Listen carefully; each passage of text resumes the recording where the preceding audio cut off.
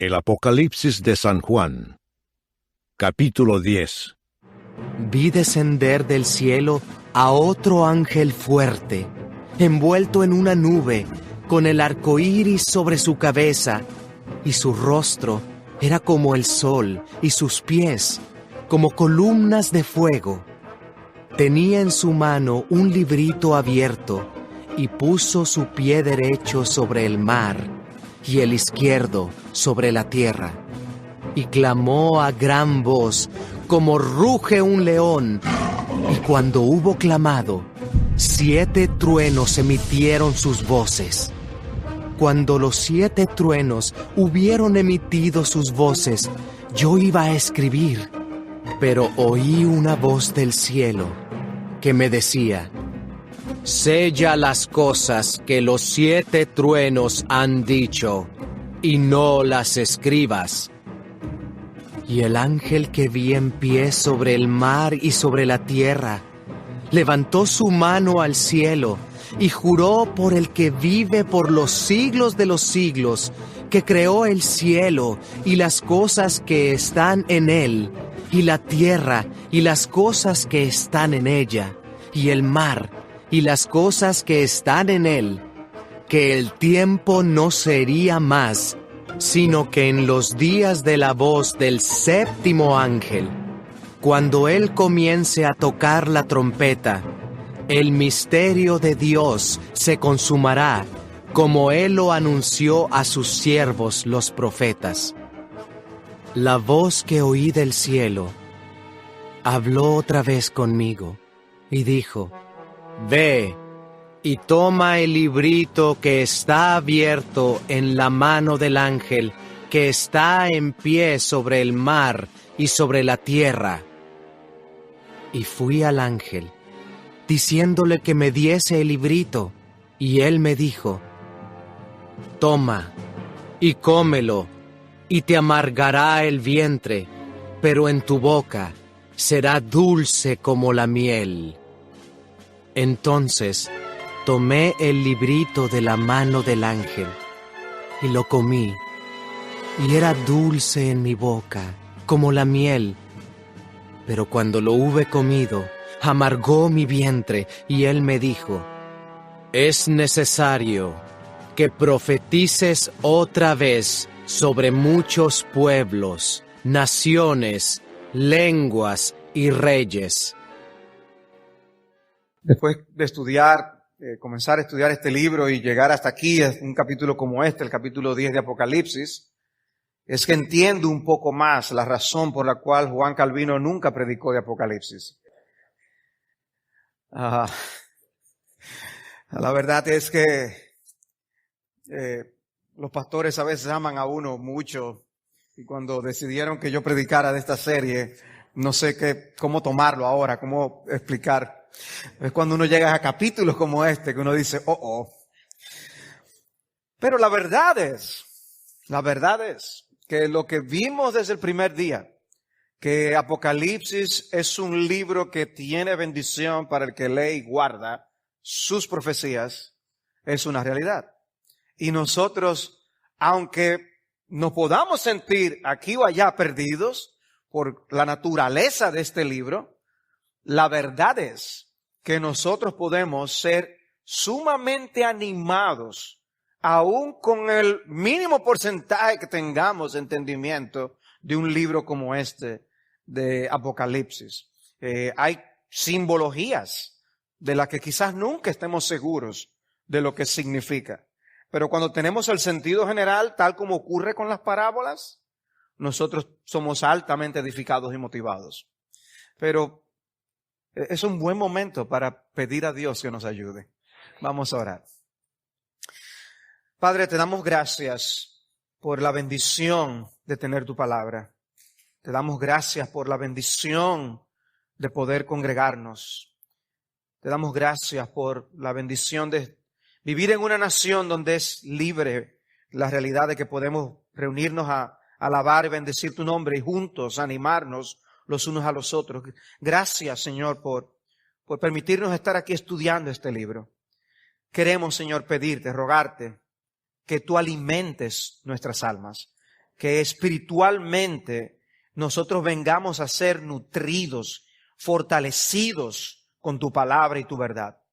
Ayuda a tu siervo, ayuda a cada oyente, que nosotros todos seamos edificados en nuestro ser interior.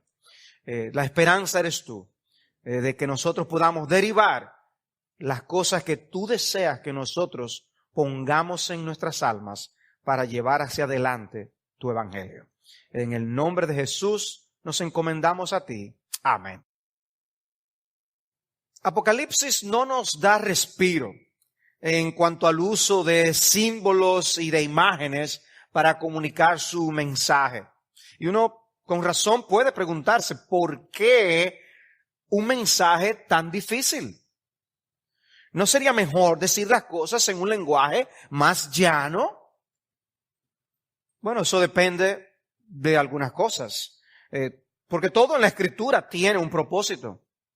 Y el Señor Jesucristo mismo, por ejemplo, Él tuvo como preferencia en sus enseñanzas las parábolas. Y algunas de las parábolas son bastante complicadas.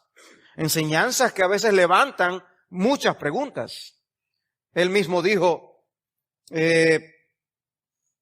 para que se cumpliera lo dicho por medio del profeta, hablo en parábolas, cuando dijo, abriré mi boca en parábolas, hablaré de cosas ocultas desde la fundación del mundo, citando aún la profecía del Antiguo Testamento. Y allí mismo en Mateo 13, donde estoy leyendo, dice que se acercaron sus discípulos y le preguntaron, ¿y por qué tú les hablas en parábolas?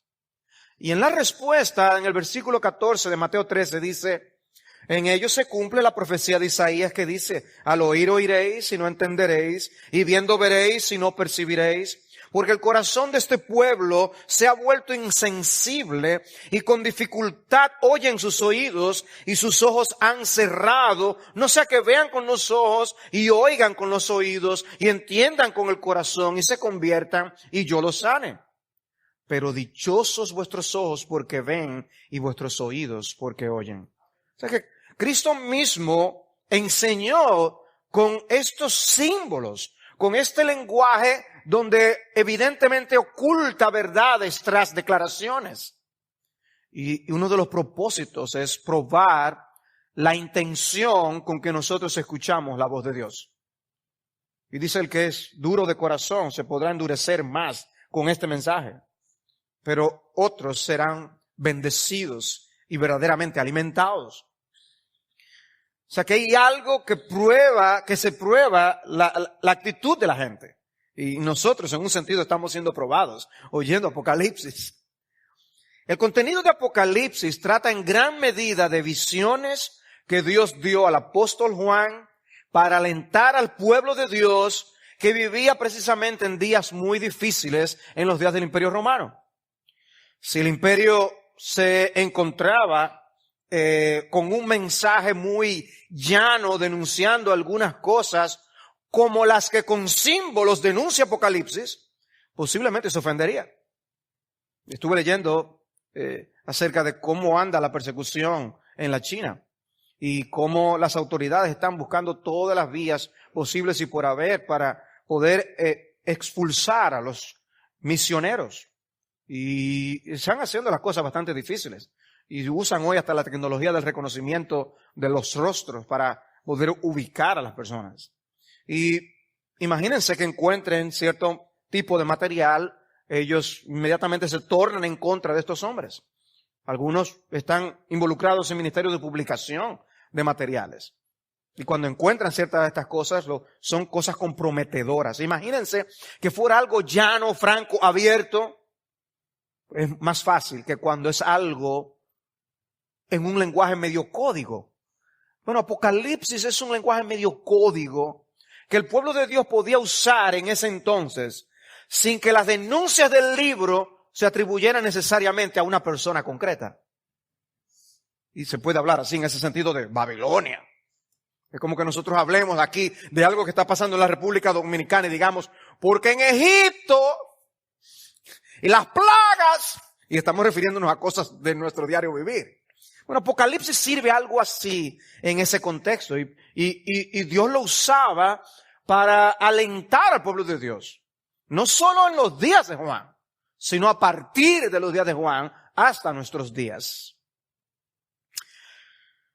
Es así entonces que nos encontramos con números grandes y pequeños, con referencias a días, meses y años. Escuchamos de sellos, trompetas y copas, de un dragón, de bestias, caballos, cordero, león, langostas, Babilonia, la gran ramera, etc.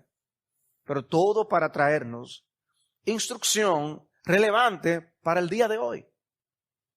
Y quiera Dios concedernos experimentar la bienaventuranza prometida a aquellos que leen y guardan las profecías de este libro.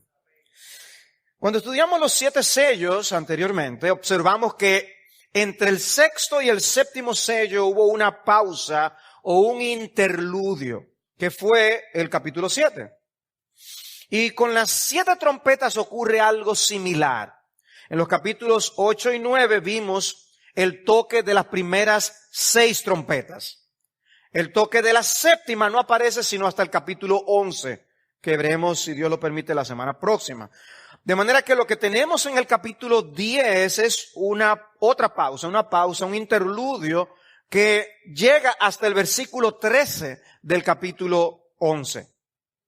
En el interludio del capítulo 7 que vimos anteriormente, observamos cómo la salvación del pueblo de Dios está asegurada. Y ahí se hablaba de que hemos sido sellados y cómo en el cielo hay una multitud que no se puede enumerar de toda tribu, lengua y nación.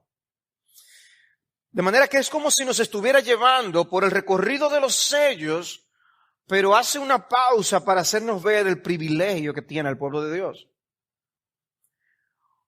Apocalipsis usa una manera circular de explicar su enseñanza. Y por eso nos da de los sellos, luego habla de las trompetas y vuelve y nos habla de las copas. Pero es una manera circular de irnos llevando por la enseñanza que nos quiere transmitir de que el pueblo de Dios sufre persecución, de que el enemigo de nuestras almas es enemigo de Dios y se ha declarado la guerra al pueblo de Dios. Pero que Dios, sin embargo, nos dará la victoria en el Señor Jesucristo. Esa es la enseñanza que se va repitiendo a lo largo del libro de diferentes maneras. Algunos dicen, por ejemplo, que los sellos fueron una manera de ver todos estos eventos desde la perspectiva de la tierra, pero que las trompetas es ver la misma escena desde la perspectiva del cielo. Pero es volviendo a recorrer esta enseñanza, pero que a medida que vamos avanzando, es como si se nos estuviera enfocando un poco más el fin. Lo que de una manera amplia nos presentan los sellos, las trompetas tratan de enfocar un poco más el fin. Y es por eso que cuando nosotros veamos el toque de la 7ª trompeta, veremos lo horroroso que se describe allí. Porque está enfocándonos al fin. Y luego con las copas todavía más aún. ¿Ven? Está llevándonos en la misma verdad, declarándonos la misma enseñanza, pero intensificando que llegamos al final, para luego el libro de Apocalipsis mostrarnos al jinete en el caballo blanco viniendo a conquistar nuestro Señor Jesucristo. Y luego hablar del reino implantado, capítulos 20 en adelante. A grosso modo, para tener una idea de lo que está pasando. Apocalipsis 10 nos permite tener otro vistazo de la absoluta soberanía del Señor. Y al mismo tiempo nos permite ver que la gloria del Señor, al final la gloria del Señor se manifestará, pero en el contexto de la proclamación del mensaje del Evangelio a todas las naciones. O sea, si podemos tener esto en el trasfondo, al ver el capítulo 10, nos puede ser de ayuda. El capítulo 10 recalca la soberanía absoluta de Dios. Y cómo la expansión del Evangelio será lo que llevará hasta el final la manifestación de la gloria de Dios a través de la proclamación del Evangelio. Dice un autor, la profecía que se le da a Juan en el capítulo 10 trata sobre la relación entre los creyentes y los incrédulos durante el periodo de la iglesia, culminando en el juicio final, en cuyo momento resumirá y concluirá lo que relata sobre la visión de la trompeta en la cual se coloca este juicio. O sea que esto es Apocalipsis viendo qué es lo que vive el pueblo de Dios en este mundo, pero que concluye tiene una conclusión. Nosotros no vivimos en una historia que nunca concluye. No nos dirigimos a un final. Nos dirigimos al cumplimiento de los propósitos de Dios. La historia tiene sentido. Dios es el sentido de la historia. Veamos en primer lugar el librito en las manos de un ángel poderoso.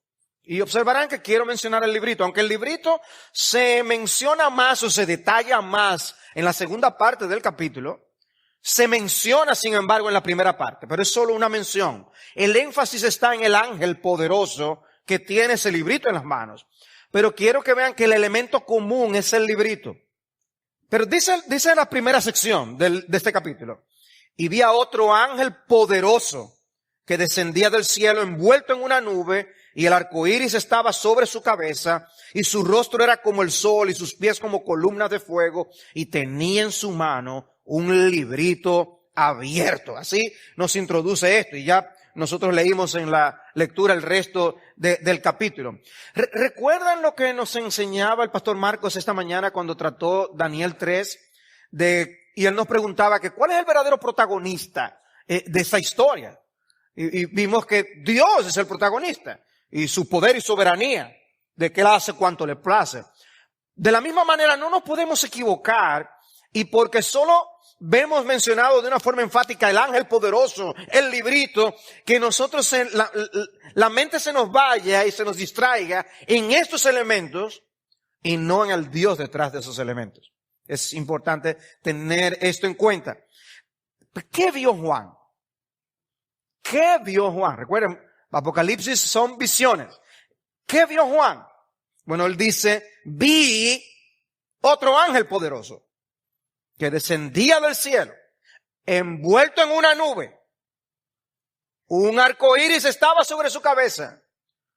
Su rostro era como el sol. Estoy enfatizando cada aspecto. Es para que imaginemos la escena. Y sus pies como columnas de fuego. No sé si notaron aquí algo raro. ¿Quién tiene pies como columnas? Es una figura literaria y usa los pies para referirse a toda la pierna. Pero esas piernas son como columnas. Y dice columnas de fuego. Y en la descripción dice, y tenía en su mano un librito abierto. La pregunta obligada es ¿quién es este ángel poderoso que aparece aquí? Hay ángeles que son mencionados por nombre en las Escrituras. El arcángel Miguel o Gabriel. Pero en este caso simplemente se nos dice un ángel poderoso. Ya Juan nos había dicho que él había visto un ángel poderoso. ¿Sí recuerdan en el capítulo 5, cuando vimos el que no se encontraba nadie digno para abrir los sellos del libro? Allí se nos menciona un ángel poderoso. Dice Apocalipsis 5:2, y vi a un ángel poderoso que pregonaba a gran voz, ¿quién es digno de abrir el libro y desatar sus sellos? Y aquí ahora nos dice que vio otro ángel poderoso. ¿Quién es este ángel poderoso? Algunos, por la descripción que se da de lo que vio, dicen que este ángel es el Señor Jesucristo. Porque hablan de alguien que está envuelto en una nube, que habla del arco iris, de un rostro como el sol y esos pies como columnas de fuego. Tiene cierta semejanza con la descripción que leímos en Apocalipsis capítulo 1, que ciertamente se refería al Señor Jesucristo. La pregunta es si aquí se está refiriendo al Señor Jesucristo. Para mí, la descripción de estos elementos no necesariamente lo identifican como Cristo, pero sí lo relacionan con Cristo. El ángel del capítulo 5 es diferenciado. Recuerden que les dije que en el capítulo 5 se menciona un ángel fuerte, y este es otro ángel fuerte. En el capítulo 5 el ángel fuerte es diferenciado de aquel que es digno de desatar los sellos. Por lo tanto, no es Cristo.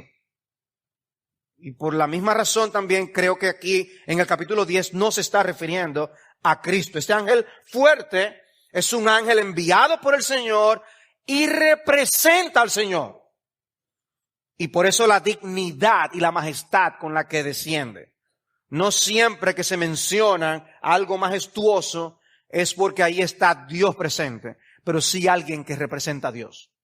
Por eso los ángeles a veces se manifiestan de una manera sobrecogedora, tanto que el mismo Juan es tentado a adorarles, ¿ven? Y se enfatiza su origen. Ya hablábamos anteriormente en el libro de Apocalipsis de ángeles, seres, las langostas que salían del pozo del abismo, que decíamos que eran ángeles caídos. Salen del pozo del abismo, pero aquí se nos aclara que dice, vi un otro ángel poderoso que descendía del cielo. O sea, el origen es un origen celestial, es de parte de Dios. Y además, le vemos en este capítulo haciendo un juramento en nombre de Dios. Lo cual también es otro argumento adicional para decir que no se trata del Señor Jesucristo. No es un ángel del abismo, pero tampoco es divino. Él hace juramento en nombre de Dios. Pero lo que él viene a hacer lo hace en representación de Dios. Por eso nosotros hacemos distinción. Cuando alguien no es divino no lo podemos adorar. Pero cuando alguien representa a Dios en algún sentido, tiene que haber un respeto. Hay algo en ese sentido.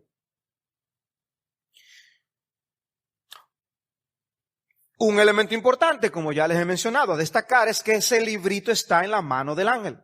No podemos perder de vista el librito en medio de toda esta descripción tan maravillosa que se da. ¿Por qué? Porque hay un contexto profético.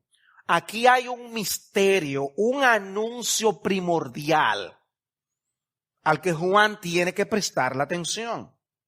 El versículo 4 habla de 7 truenos que hablaron un mensaje que Juan iba a registrar por escrito. Y el versículo 6 hace referencia a un cumplimiento que no se dilataría mucho más. Es algo concreto, un contenido de algo. El versículo 7 habla de un misterio que será consumado.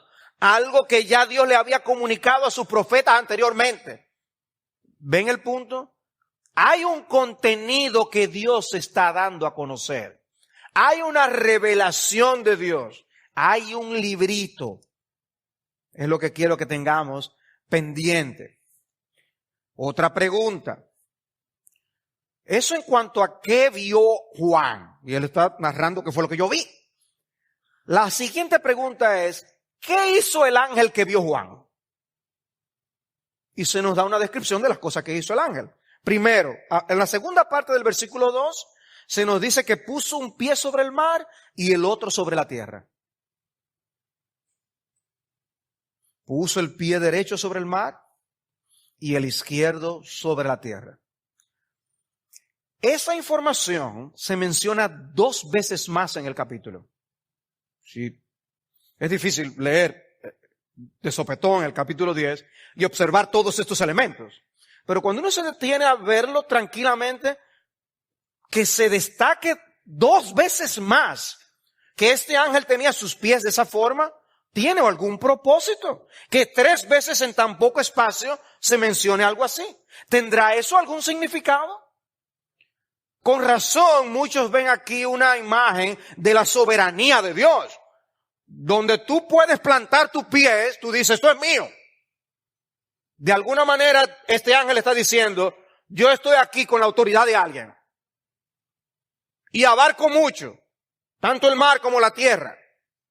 Por lo menos esa imagen es algo que se puede ver a simple vista. Pero, ¿tendrá esto algún otro significado? Bueno, yo creo que conocer un poco lo que tenemos por delante en el libro de Apocalipsis nos puede ayudar. Apocalipsis nos presenta una especie de triunvirato, una trinidad del mal. En el capítulo 12 nos encontramos con la serpiente o el gran dragón. En el capítulo 13 nos encontramos con 2 bestias. Una bestia que sube del mar y otra bestia que sube de la tierra. En el capítulo 16, en el contexto de las 7 copas de la ira de Dios, se identifican a estos tres de esta forma. Apocalipsis 16:13. Y vi salir de la boca del dragón, de la boca de la bestia y de la boca del falso profeta a 3 espíritus inmundos semejantes a ranas. Ven aquí estos 3 elementos que Apocalipsis destaca. En el capítulo 19 vemos a la bestia y al falso profeta arrojados al lago de fuego y azufre. Y en el capítulo 20 se nos dice, y el diablo que los engañaba fue arrojado al lago de fuego y azufre, donde también están la bestia y el falso profeta. Y ahora dice, y serán los 3 atormentados día y noche por los siglos de los siglos. Tenemos la Trinidad, pero hay una Trinidad del mal que Apocalipsis nos presenta de una manera clara en el libro, sobre todo en la parte siguiente de lo que vamos a seguir viendo. Es Donald Carson que se refiere a la expresión del ángel poderoso con un pie sobre el mar y el otro sobre la tierra, y él dice lo siguiente: es una manera de Dios decir, sí, hay un diablo, sí, hay una bestia que sube del mar y una bestia que sube de la tierra, pero todavía hay un solo Dios soberano, solo uno. Si Dios desciende con sus sanciones y dice, ya no habrá más dilación, ha llegado el juicio, entonces no habrá más dilación y habrá juicio. Dios está diciendo, yo soy el soberano. Lo que ustedes como pueblo mío estén experimentando, Juan, aunque la lucha sea feroz, aunque algunos pierdan la vida, aunque algunos no sean librados del horno de fuego como los amigos de Daniel, el que reina soy yo. Eso es lo que el Señor está diciendo. Y podemos confiar en las promesas del Señor. Que Juan ve a este ángel descender y plantar un pie sobre el mar, un pie sobre la tierra. Está diciendo, aquí el que da las órdenes soy yo. ¡Qué alentador! Por eso Cristo, al enviar a sus discípulos a predicar el evangelio, le dijo, toda autoridad me ha sido dada en el cielo y en la tierra. Es importante que nosotros lo sepamos para salir a compartir ese mensaje del evangelio. Los reinos de este mundo son en última instancia del Señor Jesucristo. ¿Y cómo reclama Cristo cada pulgada cuadrada de este mundo para sí? A través de la proclamación del evangelio. Y eso es parte del tema de Apocalipsis capítulo 10. Imagínense lo alentador que eso debió ser para el apóstol Juan. Tuve la oportunidad en mis primeros días en la fe de leer un libro de Richard Wurmbrand, un siervo de Dios, un pastor luterano en Rumanía. El título del libro es Torturado por Cristo. Y esta semana pude ver una película que se hizo basada en ese libro. Y plantea la historia triste, cruda, fuerte, de cómo este hombre de Dios fue torturado sencillamente por ser fiel a Cristo en la predicación del evangelio, en la proclamación del evangelio, en la evangelización de las almas. Cuando Rumanía cae en manos de los soviéticos y viene a ser comunista, una escena que aparece es el hecho de cómo las autoridades quisieron hacer creer que todo era para bien y que podían convivir las iglesias protestantes con estas ideologías comunistas. Y llamaron a todos los líderes, los congregaron en un lugar y empezaron a darle explicaciones. Ahí estaba sentado Richard con su esposa. Le dicen, esta gente están engañando al pueblo, eso no es así. Mira lo que pasó en la Unión Soviética. Y en eso están allí debatiendo entre ellos dos y dice, hay que advertir. Pero ¿cómo hacemos? Si yo empiezo a denunciar, me van a identificar. La esposa le dijo a él se estaba preocupando por ella y la familia. Le dijo, yo no quiero estar casada al lado de un hombre cobarde. Este hombre pidió la palabra, bajó, tomó el lugar central de la reunión, empezó a hablar y a denunciar. le dieron la oportunidad y querían que se callara después. Pero ya era un hombre marcado. Y de ahí lo que sigue en la historia fue un hombre predicando fielmente el evangelio a cuantos él podía. Y estaba en un sitio donde los soldados se ponían a vender cosas que les robaban a la población. Y lo que hacía Richard era ir a mostrarse interesado en comprar alguno de esos relojes robados. ¿Y ese cuánto cuesta? ¿Y este qué parece? Para después empezar a predicarles el evangelio. Tanto así que cerraban las puertas de la tienda para que otros fueran, no fueran a denunciarlo. Y gustosamente muchos de esos soldados oían el evangelio. Y algunos se convirtieron. Pero tristemente pagó un precio muy alto. Él y muchos otros. Por predicar el evangelio. Hermanos, nosotros estamos en territorio enemigo. Dios ha permitido que los reinos de este mundo caigan en manos de poderes demoníacos como los descritos en Apocalipsis capítulo 12. Pero viene el día cuando el verdadero rey reclamará su autoridad y se dirá: los reinos de este mundo han venido a ser del Señor y de su Cristo. Y eso era alentador para los hermanos leer en aquel entonces. Ha sido alentador desde aquel entonces hasta hoy. Y créanme que es muy alentador para los hermanos que están viviendo en lugares de persecución en el día de hoy. Dice que este ángel también gritó a gran voz. Dice el versículo 3, y gritó a gran voz como ruge un león. Y cuando gritó, los 7 truenos emitieron sus voces. Después que los 7 truenos hablaron, iba yo a escribir, cuando oí otra voz del cielo que decía: sella las cosas que los 7 truenos han dicho y no las escribas. Algunos dicen, el hecho de que se diga que es un ángel poderoso, lo que quiere decir es, tenía fuerza para que cuando hablara fuera escuchado. Y dice que gritó. Es algo que lo dijo de una manera impactante. Ahora, lo que llama la atención es que cuando grita y ruge como un león, 7 truenos emiten sus voces.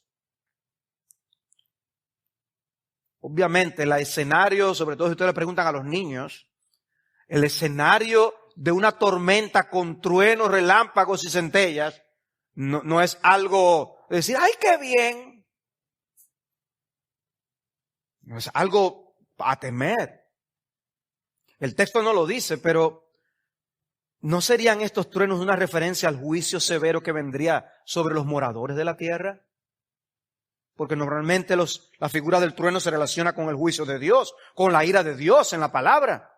Y así como los truenos anuncian una tormenta, estos truenos pueden estar anunciando el juicio divino. Escuchen el lenguaje del Señor cuando Él promete a su pueblo vencer a los filisteos. Estoy leyendo de 1 Samuel 2:10. Los que contienden con el Señor serán quebrantados. Él tronará desde los cielos contra ellos. El Señor juzgará a los confines de la tierra. A su rey dará fortaleza y ensalzará el poder de su ungido. Pero miren el lenguaje. Él tronará desde los cielos contra ellos. Y aquí vemos en esta imagen que nos está dando Apocalipsis a estos 7 truenos. El número 7, un número de perfección. Dios y su voz emitiendo juicio. Además de los 7 sellos abiertos y del toque de las 7 trompetas, hermanos, tenemos las 7 copas de la ira de Dios en el capítulo 16. Son llamadas las 7 copas del furor de Dios. Es espantoso. Solo imaginar el tener una experiencia audible, visible del furor de Dios. Lo que Juan debió haber visto debió ser sumamente espantoso. Y todo lo descrito en ese capítulo 16, donde no estamos todavía, todo lo que el capítulo describe es una intensificación de lo que nos dice que pasó con los sellos y las trompetas. Es algo verdaderamente indescriptible. Y Juan iba a escribir lo que él escuchó decir a estos 7 truenos, dice el texto. Y se le dijo que no lo hiciera, que sellara lo que él escuchó.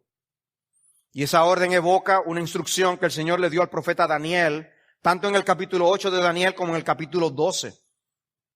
En Daniel 10:14 dice: he venido para darte a conocer lo que sucederá a tu pueblo al final de los días, porque la visión es para días aún lejanos. Eso fue cuando Daniel. Y le dice en el capítulo 12, versículo 4, pero tú, Daniel, guarda en secreto estas palabras y sella el libro hasta el tiempo del fin. Pero escuchen ahora lo que se le dice a Daniel y vean cómo en la escena también aparece a alguien haciendo un juramento similar al que veremos en unos instantes en Apocalipsis 10. Esto estoy leyendo Daniel 12:7. Y oí al hombre vestido de lino que estaba sobre las aguas del río, que levantando su mano derecha y su mano izquierda al cielo, juró por aquel que vive para siempre, que será por un tiempo, tiempos y la mitad de un tiempo. Y cuando se termine la destrucción del poder del pueblo santo, se cumplirán todas estas cosas. Yo oí, pero no pude entender. Entonces dije: Señor mío, ¿cuál será el resultado de estas cosas? Y él respondió: anda, Daniel, porque estas palabras están cerradas y selladas hasta el tiempo del fin. Había algo que todavía no es el momento, Daniel, por lo cual el Señor le dice esto a Daniel. Pero esto es para los tiempos del fin. Sella esto. Ahora, colóquense en el lugar de la gente que vivía en los días de Daniel oyendo estas cosas. O Daniel mismo. Porque nadie puede decir por esta razón: Señor, entonces ¿por qué tú me lo dices a mí? Si eso es para el tiempo del fin, ¿para qué me lo dices? O los hermanos que están leyendo Apocalipsis en el primer siglo. Si realmente esto no es para este año o los próximos 5 años, Señor, ¿para qué me lo dices? Yo me voy a morir. Y entonces, ya esto lo he explicado en otros contextos aquí mismo en este púlpito, hermanos. El hecho de que el cumplimiento de las profecías de Dios no se cumplan mientras estemos en vida, no quiere decir que no sean para nuestro consuelo y esperanza. Cuando Daniel escuchó esas palabras, a él se le está diciendo: no te preocupes, Daniel, que nosotros ganamos.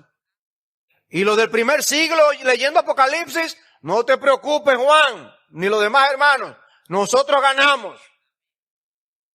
Y aunque no ocurra la venida del Señor este año aquí con nosotros que estamos estudiando Apocalipsis, no se preocupen, que nosotros ganamos.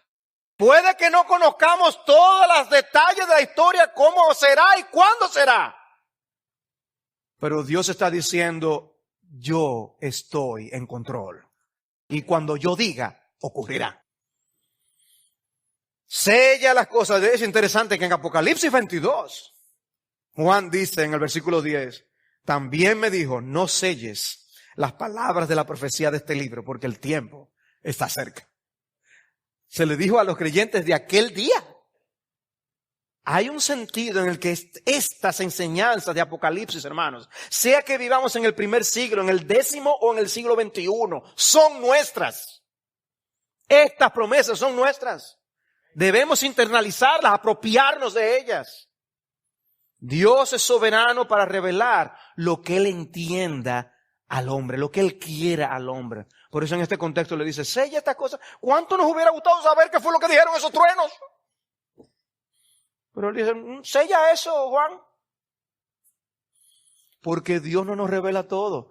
¿Ven eso lo diferente a la gente que está ahora recibiendo revelaciones a diestra y a siniestra? Que digan qué fue lo que dijeron esos truenos. Hay cosas que el Señor ha decidido dejar sin registrar. No escriba eso, Juan. No, ni lo escribas. Hay cosas que Dios no nos ha querido revelar, punto. Las que conocemos, tenemos que poner en nuestro corazón Y en la medida que van ocurriendo, vamos a ir entendiendo cosas, pero sucederán. Ese es el punto. Ahora, lo interesante de todo esto que hizo el ángel es lo siguiente. Hizo un juramento. Hizo un juramento, versículo 5. Entonces el ángel que yo había visto de pie sobre el mar y sobre la tierra, levantó su mano derecha al cielo. Imagínense la escena. Y juró por el que vive por los siglos de los siglos. Pudo haber dejado la descripción ahí, pero no, oigan bien. El detalle, el énfasis, la repetición. Quien creó el cielo y las cosas que en él hay, y la tierra y las cosas que en ella hay, y el mar y las cosas que en él hay. Para que no haya dudas, es el soberano y el que hace las cosas como él quiere, cuando él quiere.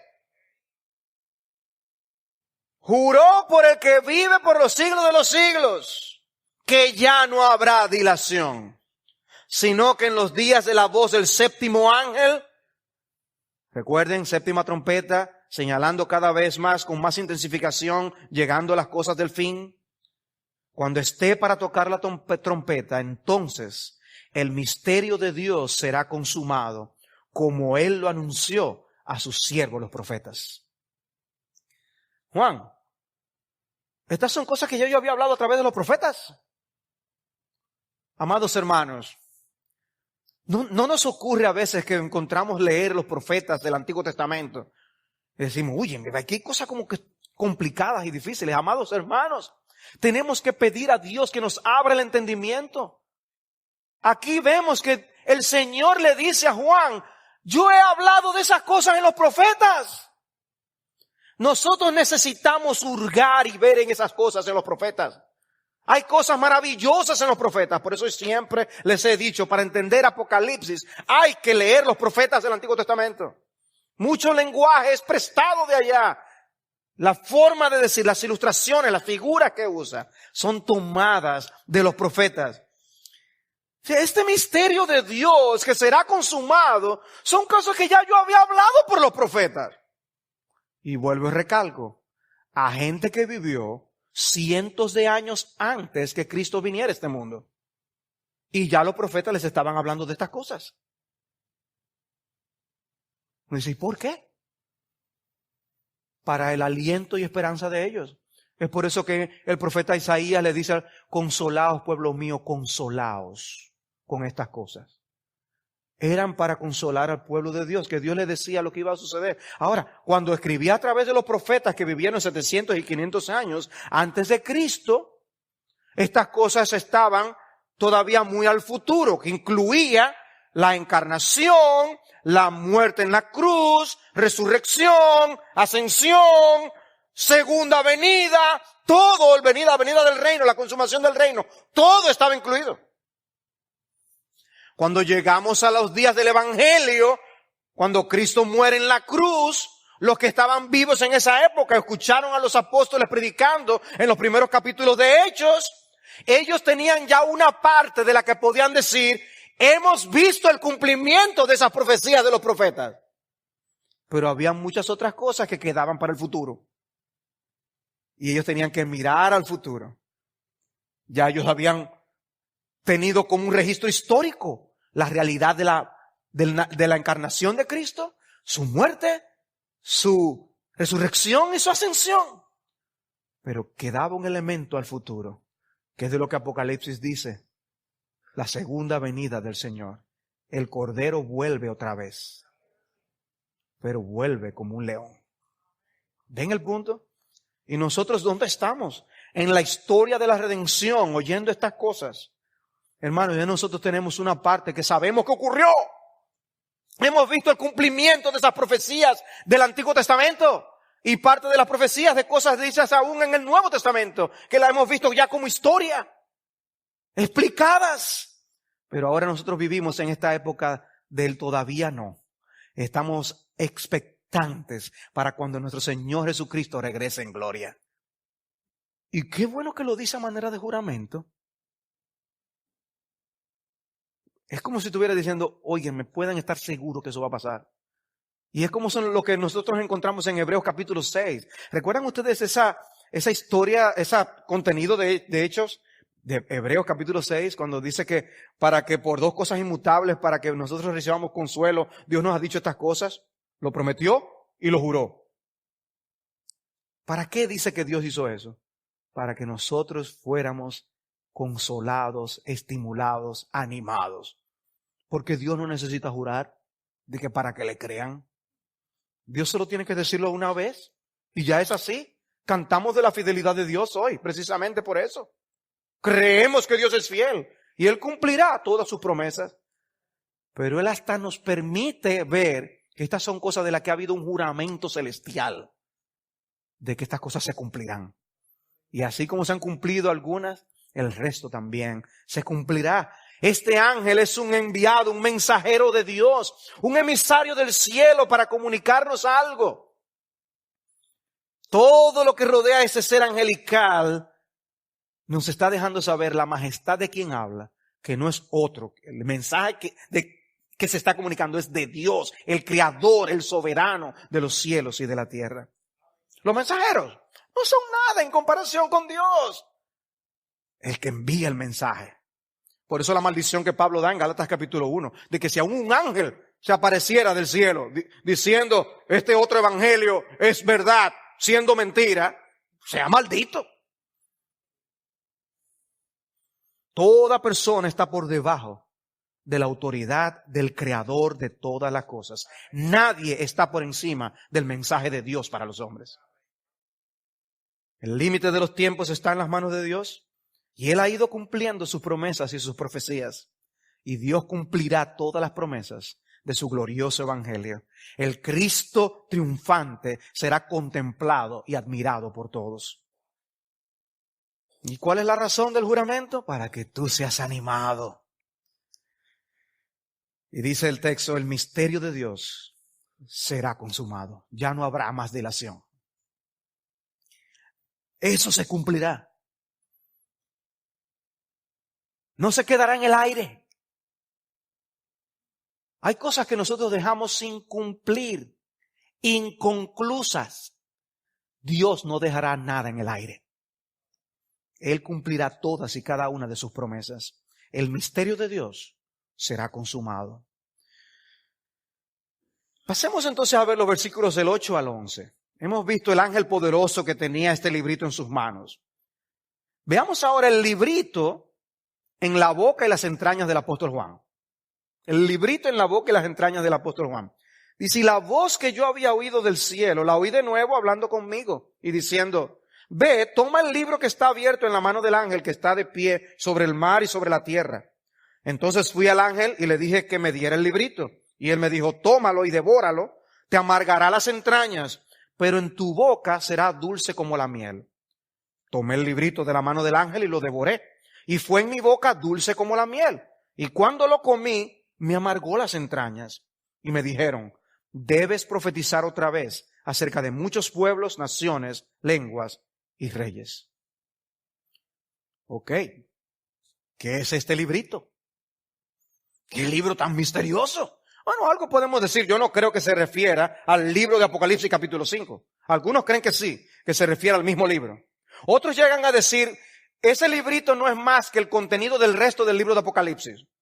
Y como se puede marcar una nueva etapa en el libro a partir del capítulo 12, que lo que se le está dando aquí a Juan es el contenido del capítulo 12 en adelante del libro de Apocalipsis. Para mí, y entiendo que es una interpretación falible, para mí el librito representa el Evangelio. Y la manera en que se entrega y cómo tiene que comerlo, nos recuerda la encomienda de que Juan estaba recibiendo, algo que ya estaba contenido en los profetas del Antiguo Testamento, lo que les dije en el punto anterior. En el versículo 7 se usó el verbo evangelizo para hablar del anuncio del misterio de Dios que será consumado. Una manera interesante que para anunciar esto que se le estaba dando a Juan, se use la palabra evangelizo. que nosotros tenemos como la proclamación del Evangelio en el Nuevo Testamento. Y al final del capítulo vemos que Juan recibe la orden de seguir proclamando ese Evangelio. De manera que es interesante, dice, debes profetizar otra vez de muchos pueblos, naciones, lenguas y reyes. ¿Recuerdan lo que yo les decía de Mateo 28?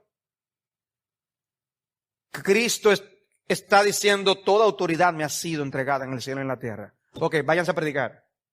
Apocalipsis 10. Yo envío un ángel que planta un pie sobre el mar y otro sobre la tierra. No importa la autoridad que tenga el diablo ahora mismo sobre la tierra. Yo gobierno, yo reino y yo implantaré ese reino. Predique el Evangelio, Juan. Eso es lo que está pasando aquí.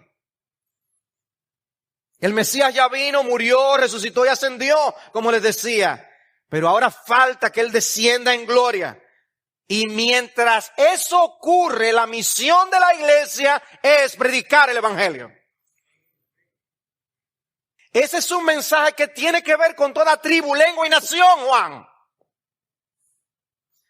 Esto es un mensaje que hay que pregonar porque toda la humanidad lo necesita. No hay grupos étnicos que no necesiten el mensaje del Evangelio. Juan profetiza. Debes profetizar otra vez acerca de muchos pueblos, naciones, lenguas y reyes. Y a Juan se le ordena que vaya donde el ángel fuerte y tome el libro. Y al buscarlo se le pide que lo tome y se lo coma. Y mira, te va a amargar las entrañas, pero es dulce. Y la orden nos recuerda algo similar que le pasó al profeta Ezequiel. En Ezequiel, la verdad que es interesante uno leer en los profetas. Uno lee Ezequiel capítulo 1 y ve toda esa figura de estos seres celestiales. Uno dice, ¿qué descripción? ¿Y por qué? Pero un capítulo más adelante, en el capítulo 2, en el versículo 8, se dice, y tú, hijo de hombre, escucha lo que te hablo. No seas rebelde, como esa casa rebelde. Abre tu boca y come lo que te doy. Eso nos recuerda lo que pasa con los niños a veces. Abre la boca, Abre la boca, Ezequiel. Entonces miré aquí una mano estaba extendida hacia mí. En ella había un libro en rollo. Él lo desenrolló delante de mí y estaba escrito por delante y por detrás. Y en él estaban escritas lamentaciones, gemidos, ayes. Y él me dijo, hijo de hombre, come lo que tienes delante, come este rollo y ve, habla a la casa de Israel. Abrí pues mi boca y me dio a comer el rollo. Entonces me dijo, hijo de hombre, alimenta tu estómago y llena tu cuerpo de este rollo que te doy. Y lo comí y fue en mi boca dulce como la miel. Evidentemente, el lenguaje de Apocalipsis 10 está haciendo referencia a este hecho que ocurrió con Ezequiel. Juan, el tiempo de espera ha terminado y el periodo del fin se ha puesto irrevocablemente en marcha. Debemos vivir meditando en la realidad de que en este mundo tendremos aflicción, pero que nosotros hemos vencido a este mundo en Cristo Jesús. Y el contenido de este librito es súper dulce para el pueblo de Dios. No lo es el Evangelio, pero también tiene un efecto amargo. El mismo libro es dulce y amargo a la vez. Por eso el título de mi mensaje es El librito agridulce. El librito contiene las promesas de Dios.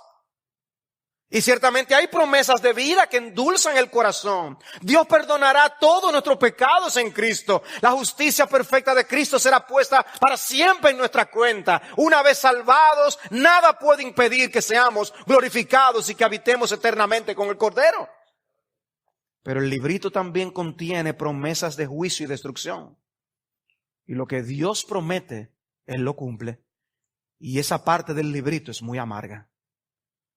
Cuando se toca la séptima trompeta, escuchamos la celebración en los cielos, porque los reinos de este mundo han venido a ser de nuestro Señor y de su Cristo. Capítulo 11, versículo 15. Pero también porque el día del juicio había llegado. Dice Apocalipsis 11, 18.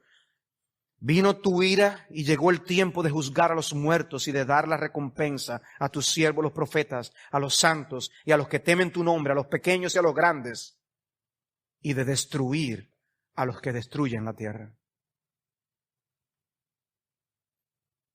Antes de las copas de ira en el capítulo 16, en el capítulo 15 leemos lo siguiente.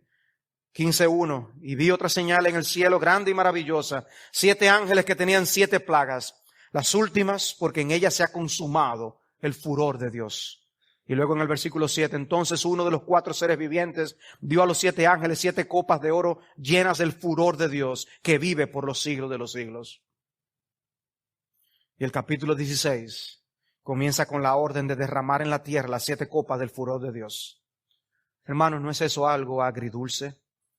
Victoria, gloria y salvación para el pueblo de Dios, pero absoluta destrucción para los enemigos de Dios y de su pueblo. Pónganse por un momento en los pies de Noé, pregonero de justicia. Dios le promete salvarlos del juicio que enviaría sobre la tierra, pero esa misma promesa implicaba la destrucción de los incrédulos. La noticia de salvación era dulce para Noé, pero también tenía su amargura, la amargura de lo que pasaría y que sucedió sobre el resto del mundo. ¿Por qué fue Noé pregonero de justicia? Por el juicio que él sabía que vendría. Pasó mucho tiempo desde que Noé recibió la advertencia hasta que llegó el diluvio, pero sucedió, porque la palabra de Dios es fiel y Dios cumple su palabra. Y ahora Juan y todos los creyentes con él estamos siendo comisionados a seguir anunciando el mensaje de Dios para las naciones. Debes profetizar otra vez acerca de muchos pueblos, naciones, lenguas y reyes.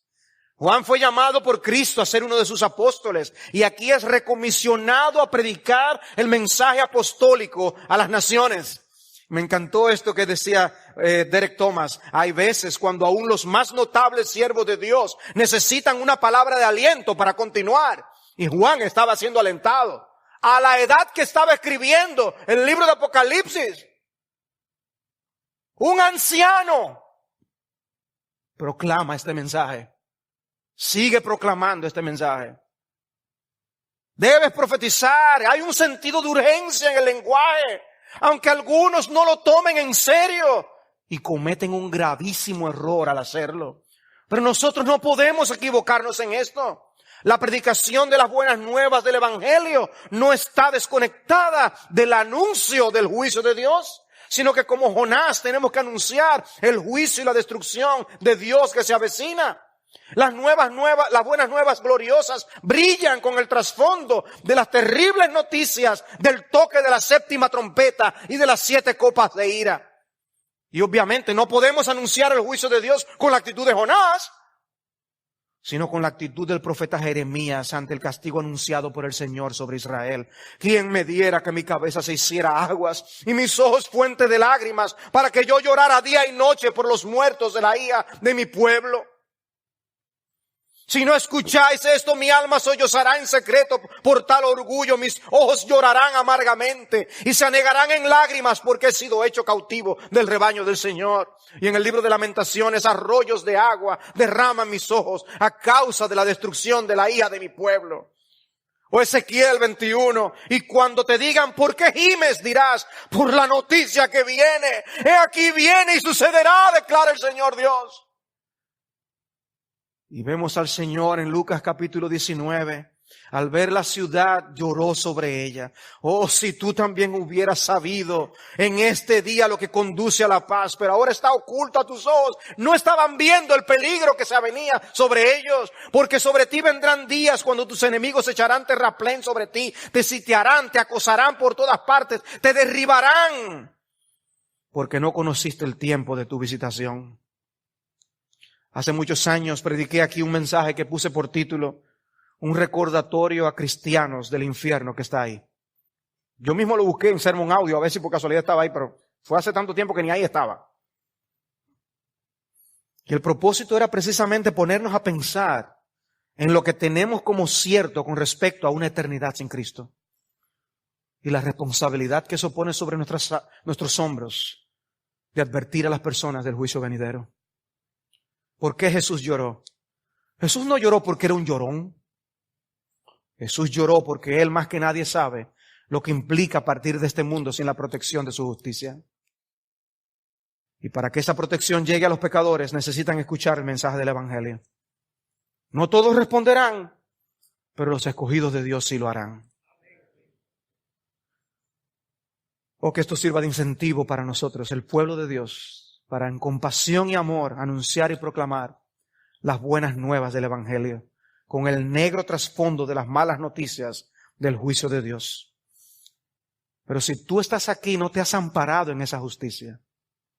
La enseñanza de Apocalipsis es un buen recordatorio de que debes resolver ese problema antes de que sea demasiado tarde. Cristo dijo, tal como ocurrió en los días de Noé, así será también en los días del Hijo del Hombre. Comían, bebían, se casaban y se daban en casamiento, hasta el día en que Noé entró en el arca y vino el diluvio y los destruyó a todos. Lo mismo acontecerá el día en que el Hijo del Hombre sea revelado. Alguien dijo una vez, siempre es más tarde de lo que tú imaginas. Prepárate a tiempo. Arrepiéntete ahora. Hoy es día aceptable. Hoy es el día de salvación. Considera tus caminos y considera al Dios del cielo que te ha dado aliento hasta el día de hoy. Arrepiéntete. Confiesa a Jesús. Invoca su nombre. Pídele que te salve. Pídele que te perdone todos tus pecados. Y forma parte del pueblo de Dios.